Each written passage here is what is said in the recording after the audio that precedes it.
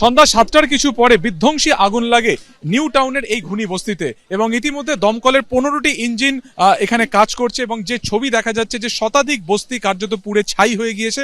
এদিন ৭টার কিছু পরে আগুনের শিখা প্রথম দেখতে পান স্থানীয় বাসিন্দারা এবং নিমিষের মধ্যে আশপাশে যে কটি ঘর লাগোয়া ছিল সবকটি কিন্তু কার্যত এই আগুনের যে গ্রাসে তা কিন্তু চলে আসে। এই মুহূর্তে বস্তির আমরা একটা নির্দিষ্ট দিকে রয়েছি, সেখান থেকে যতদূর চোখ যায় যে পুরো যে জায়গা পুরোপুরি ভস্মীভূত হয়ে গিয়েছে। দমকল একটা নির্দিষ্ট জায়গা থেকে কাজ করছে, তার কারণে অনেকটা বড় জায়গা জুড়ে কিন্তু এই আগুন লেগেছে। দেখা যাচ্ছে যে আগুন যে গাছের যে হাইট সেই হাইটে কিন্তু পাতা পুরোপুরি পুড়ে গিয়েছে, ফলত এখান থেকে বোঝা অনেকটাই যাচ্ছে যে যখন এই অগ্নিকাণ্ড লাগে তখন তার লেলিহান শিখা কত দূর বিস্তৃত ছিল। এবং শীতের সময় এখানে বহু মানুষ তারা কিন্তু কার্যত বাস্তু হারা হলেন, যেখানে সাইকেল ভ্যান থেকে শুরু করে সমস্ত কিছু কার্যত দুমড়ে মুচড়ে গিয়েছে। এবং কিভাবে এই আগুন লাগলো গোটা বিষয়টি আপাতত কিন্তু খতিয়ে দেখা হচ্ছে। এবং এখানে যারা থাকেন তারা কিন্তু কার্যত দৈনন্দিন যে রুজি রোজগার সেটার উপরে তারা নির্ভরশীল। কেউ ভ্যান চালক, কেউ টোটো চালক, কেউ বা অন্যের বাড়িতে কাজ করেন, এরকম দিন আনি দিন খাই পরিবার। স্বাভাবিকভাবে এই অগ্নিকাণ্ডের জেরে তারা কিন্তু কার্যত এক লহমাতে তারা কিন্তু বাস্তু হারাও যেমন হয়েছেন তেমন কিন্তু তারা পেশা হারাও কার্যত হয়ে গিয়েছেন। দেখা যাচ্ছে যে বিভিন্ন জায়গাতে এই মুহূর্তে বিস্তীর্ণ জায়গা জুড়ে আগুনের শিখা দেখা যাচ্ছে, যদিও দমকল সূত্রে যেটা খবর যে আগুন ছড়ানোর কোনো আশঙ্কা নেই। বিভিন্ন জায়গাতে আগুন কিন্তু এই মুহূর্তে পকেট ফায়ার সেটা দেখা যাচ্ছে। 15টি ইঞ্জিন এই মুহূর্তে কাজ করছে এবং আমরা দেখতে পাচ্ছি হ্যান্ড পাম্পের মাধ্যমে এখানে যারা সাধারণ মানুষ রয়েছেন তারা বালতি করে জল আনছেন এবং তারা যতটা পারছেন দমকলের সাথে তারা আগুন কিন্তু নেভানোর কাজ করছেন।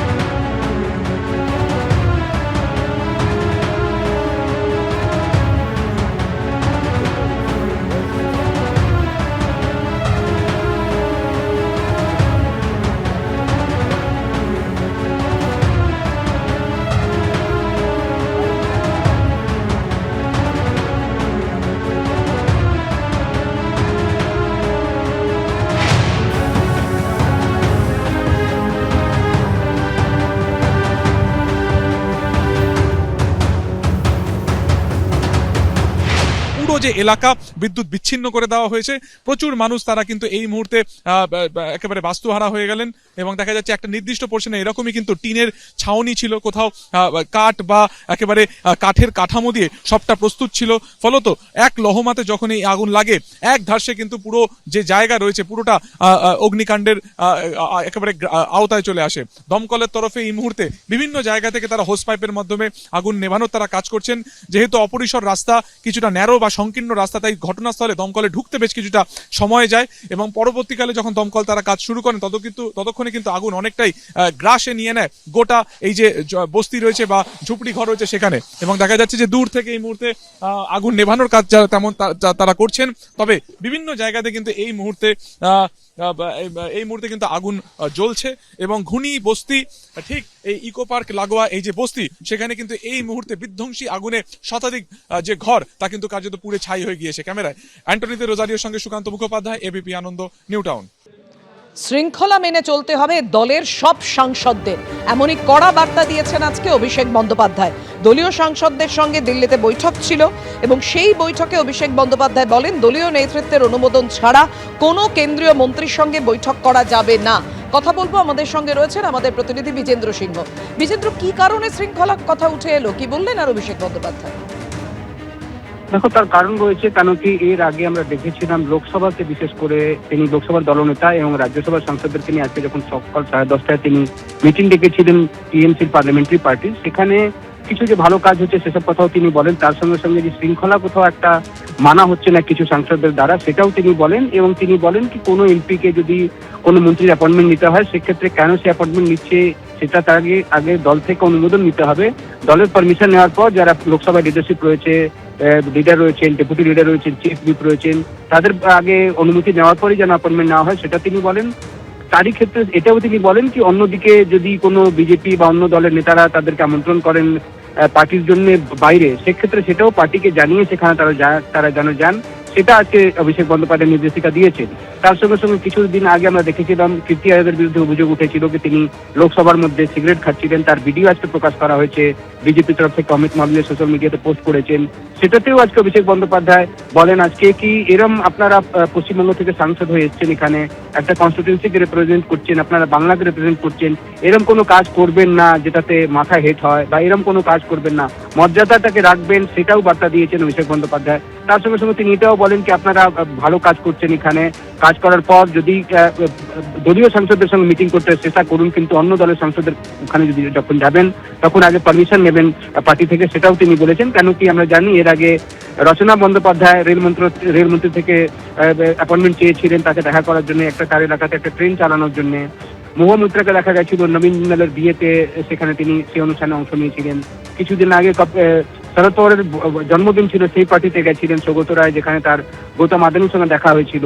কীর্তি আয়োগের বিরুদ্ধে অভিযোগ উঠেছে। সেক্ষেত্রে মূলত লোকসভার মধ্যেই যে কোন্দল রয়েছে বা অনুশাসন মানছেন না, ডিসিপ্লিন তারা মানছেন না, সেটা নিয়ে কড়া বার্তা আজকে অভিষেক বন্দ্যোপাধ্যায় দিয়েছেন সাংসদদেরকে, এবং এটা যেন সাংসদরা মনে রাখেন এই বার্তা দিয়েছেন অভিষেক বন্দ্যোপাধ্যায়। অবশ্যই যখন বাইরে থেকে আমরা জিজ্ঞেস করেছিলাম তিনি খুব একটা খোলসা করে বলেননি, তবে যা গাইডলাইন্স গুলো দেওয়া রয়েছে সেটা স্পষ্টই তার বার্তার মধ্যেও বোঝা যাচ্ছিল যে সাংসদদেরকে তিনি সতর্ক করেছেন আজকে। তুমি আমাদের সঙ্গে থাকো বিজেন্দ্র, আমরা শোনাবো অভিষেক বন্দ্যোপাধ্যায় কি বলেছেন। আমি জাস্ট প্রত্যেকটা এমপিকে ডেকেছিলাম কথা বলবো বলে, এবং আমাদের কিছু গাইডলাইন ছিল, সবকিছু তো আমি মিডিয়ার সামনে বলতে পারি না। দলের আভ্যন্তরীণ বিষয় নিয়ে কি আলোচনা হয়েছে, কি গাইডলাইন দেওয়া হয়েছে, তবে আমি যে কটা কথা বলেছি সব এমপিরাই সেখানে ছিল, এবং তৃণমূল কংগ্রেস একদম ইউনাইটেড। আজকেও মানরেগা নিয়ে ডিসকাশন হচ্ছে।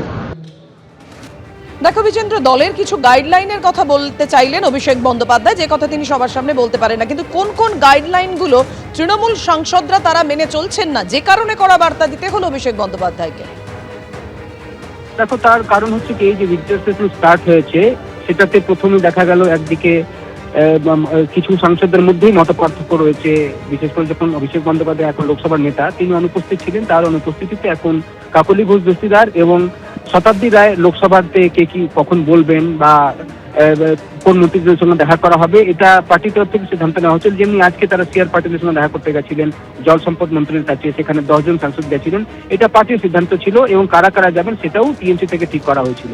কিন্তু রচনা বন্দ্যোপাধ্যায় যখন নিজের থেকেই উদ্যোগ নিয়েছিলেন যে তিনি রেলমন্ত্রীর সঙ্গে অ্যাপয়েন্টমেন্ট নেবেন এবং তার এলাকা থেকে একটা ট্রেন আজমির শরীফের জন্য তিনি অনুরোধ করবেন, সেই বার্তাটা যখন দলের কাছে আসে তখন কাকলি ঘোষ দস্তিদার এবং শতাব্দী রায় তাকে জানিয়েছিলেন কি আপনি পার্টিকে না জানিয়ে কেন এই অ্যাপয়েন্টমেন্ট নিয়েছেন। দ্বিতীয় হলো আমরা দেখেছি মহুয়া মৈত্রর কিছু ভিডিও এসেছিল, যেখানে তিনি নবীন জিন্দালের মেয়ের বিয়েতে সেখানে গেছিলেন, সৌগত রায় গেছিলেন শরদ পাওয়ারের বার্থডে পার্টিতে, সেখানে তার গৌতম আদানির সঙ্গে কিছু কথা হয় যেটা পরে মিডিয়াতেও এসছে।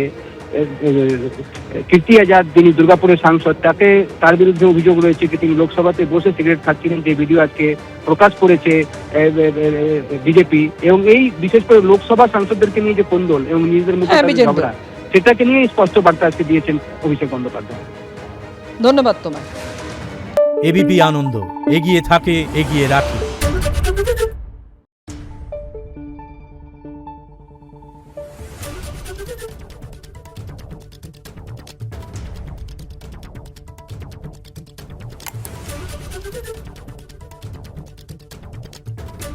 Thank you.